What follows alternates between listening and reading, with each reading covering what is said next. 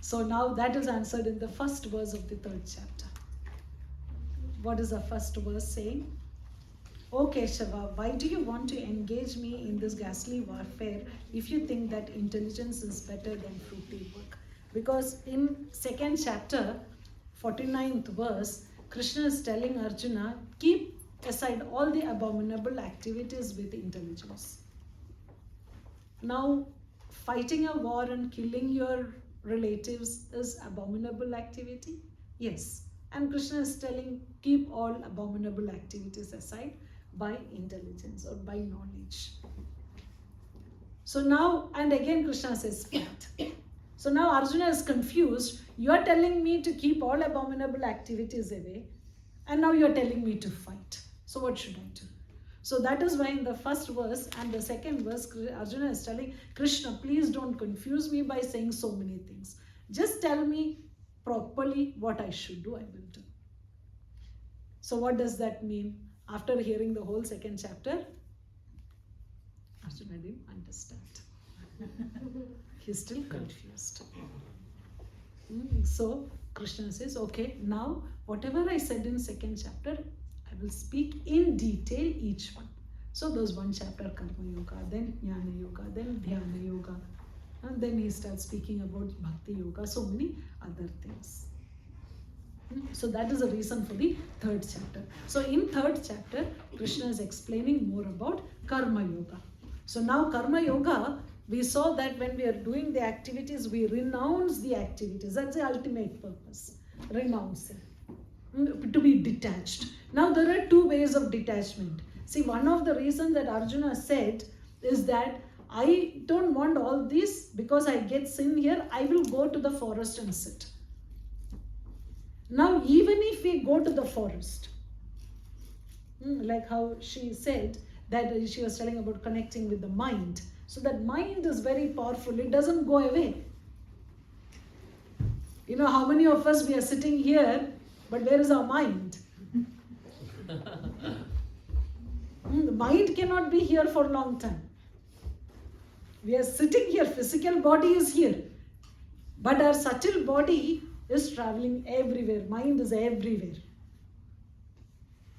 So it is irrespective of the situation where we are in, where the mind is. We may stop drinking tea, or we may become a vegetarian and decide I won't eat meat again, but we can still enjoy the meat in our mind. Yes, so we cannot renounce things unless we renounce from the mind. So if a person is acting as if he is renounced, but actually still enjoying, Krishna calls him a mithyachari, pretender. So Krishna is telling renouncing is not external. So sannyas is not dress. We have this idea that changing dress is sannyas. But person in family life, or like Krishna is telling Arjuna, you are in the battlefield, still you can be a sannyasi. By internally renouncing, internally being detached. We see in our life, one small thing is lost, we get worried so much. Maybe a person who is in the renounced order may get affected if something is lost. And a grihastha fully absorbed in material activities may think that okay, it is okay, comes, goes, what we can do.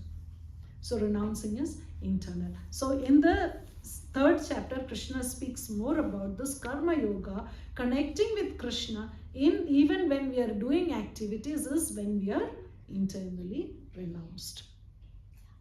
And now when we are internally renounced, why should we do the activity at all? We are renounced, now what is the purpose of the activity? We are not attached to the result of the activity, that is even better. If we are doing an activity, that is why karmanyevadhikaraste ma bhaleshu kadachana. We know the verse, But we don't know the meaning and we don't know to apply in our life also. So Krishna says we should be detached from the result of our activities. Suppose if we are detached from the result, saying that, okay, one person told me when we were discussing this chapter, he said that when I was a student and I was giving this competitive exam, so then this idea came to me that if I study and if I do well, others will not be able to win. So I don't study, so I don't write the exam well, so others can win. No, it's not. So if we are not attached to the result, how will we do the activity at all? Why should anyone do the activity if they are detached from the result? Okay, so what? Then why should we do the activity? You have to do the karma. For what? For the when you come down into you gathered up all your karmas. You have to carry on through that karma with God in mind. Then you go. But why should we do? At least you tried. Like. Okay, yeah, this is okay. Yeah, with the Krishna. Not get attached with Maya or something. Okay. See, when we look at people, you see, even when Krishna came, the Supreme Lord came, he didn't have to do anything. But still he did exactly like a householder. Or Lord Ramachandra.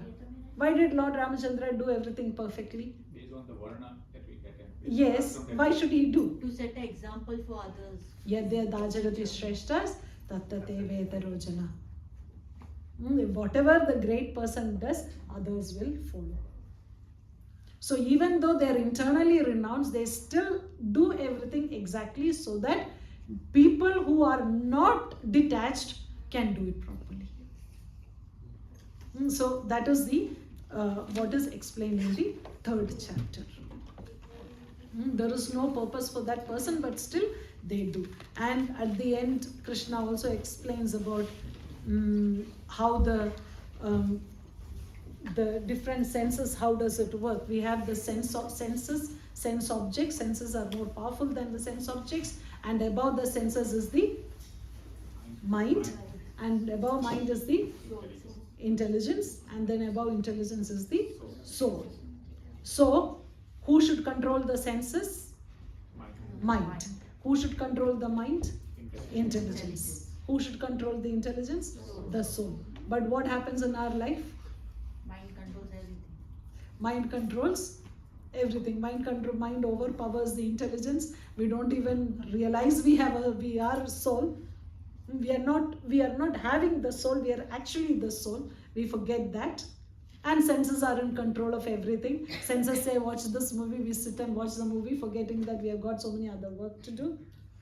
There are so many other things that we can do, we forget. So all the time, this is in the reverse order now.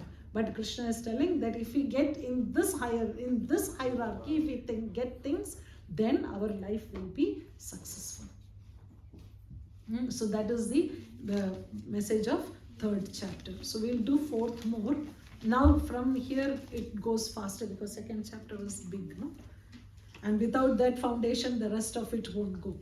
No? So now we come to the 4th chapter, which is transcendental knowledge, Jnana Yoga. Om Namo Bhagavate Vasudevaya Adha Chaturthodhyayah Jnana Yoga Shri Bhagavan Uvacha Ivam